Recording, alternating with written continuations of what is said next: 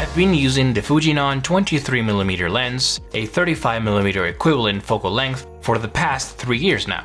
It all started with the built-in lens from my first camera, the X100T, then I upgraded to the X100F while I was living abroad for a year. And then I finally got the actual Fujinon 23mm lens when I started reviewing cameras on this channel, as I did with the X Pro 1. But now, it's time to change. It's time to rotate.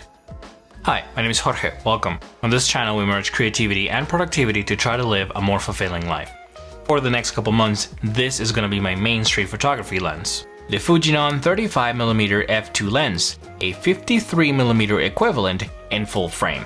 Now, this is not a review. I plan to use this lens quite a bit for the next couple months and then present to you all the information and all the experiences as well. We live in a world where people are constantly telling you that you need this lens or that lens.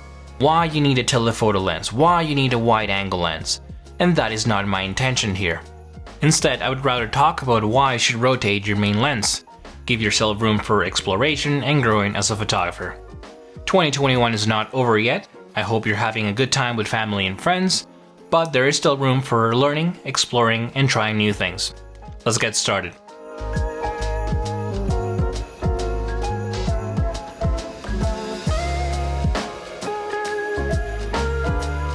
First, let's start by briefly talking about the lens. The Fujinon 35mm f2 lens is a 53mm equivalent in full frame.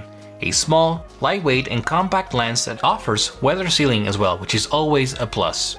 There's a brand new 33mm f1.4 lens coming soon, and it sounds great and all, but I make do with what I can. Side by side with the Fujinon 23mm lens, we can see that there's not a huge difference, and that is what I like. The minimal footprint, the weight, the size, and how it looks on my camera. It's very aesthetically pleasing. It's a package deal in my opinion. And sometimes we have to slow down and really enjoy the little things in life. Otherwise, what is the point of anything? If you have watched any of my previous videos, then you know that I'm against having a camera bag full of gear and lenses that you never use and that don't serve a purpose. Just because somebody told you that you need a wide range of lenses to have a full complete kit does not make it practical. Owning 5, 7, or 10 lenses and then using only 2 because that's what you're comfortable with and that's what you like is not really appealing to me. One of the things that I've learned with my year abroad, my street photography, and this YouTube channel is that I learn best by doing. By taking that leap to the unknown, and somehow I'll figure it out. In this case, choosing a focal length that seems compatible with my style and has characteristics that I enjoy, it's a good way to enforce that learn by doing example.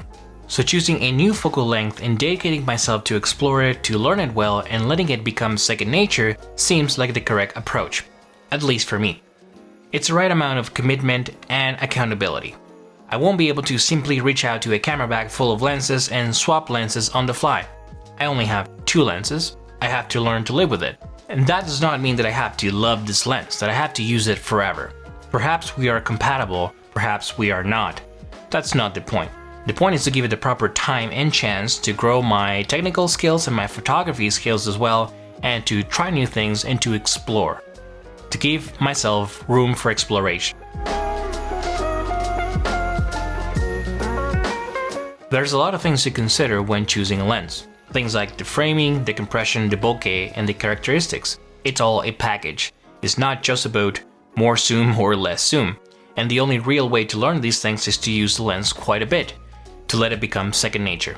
Like I'd mentioned in my video about having a dedicated black and white camera, forcing yourself to see the world from a different perspective takes time and takes a lot of effort as well.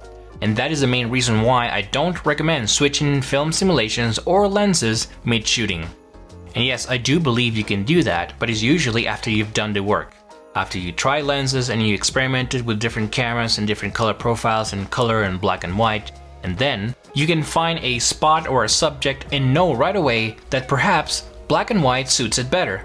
That perhaps a specific lens is the best lens for that photograph. You just know. But you won't get there if you don't experiment, if you don't try to learn new things, if you don't put in the time and the work to learn your craft and get better. So you see, there is a massive difference between having a camera bag full of lenses that you barely use or don't understand at all, versus a handful of lenses that you know by heart and are second nature to you.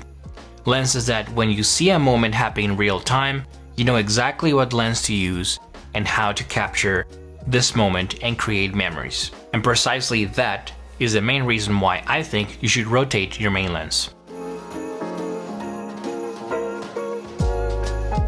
So there it is. I'm switching to the Fujinon 35mm f2 lens as my main street photography lens, and there's gonna be a lot more videos to come about this, including a full review eventually as well. As always, I am curious to know what do you think. Do you use a zoom lens and just change focal lengths on the fly? Do you use primes? And if so, do you have a specific lens that is your main lens? Share your thoughts in a comment down below. But that is it for today's video. If you found this video helpful or valuable, please like and subscribe. Follow me on Instagram and join my free newsletter as well. Thank you very much for watching, for giving me your time and your energy, and good luck with your creative process.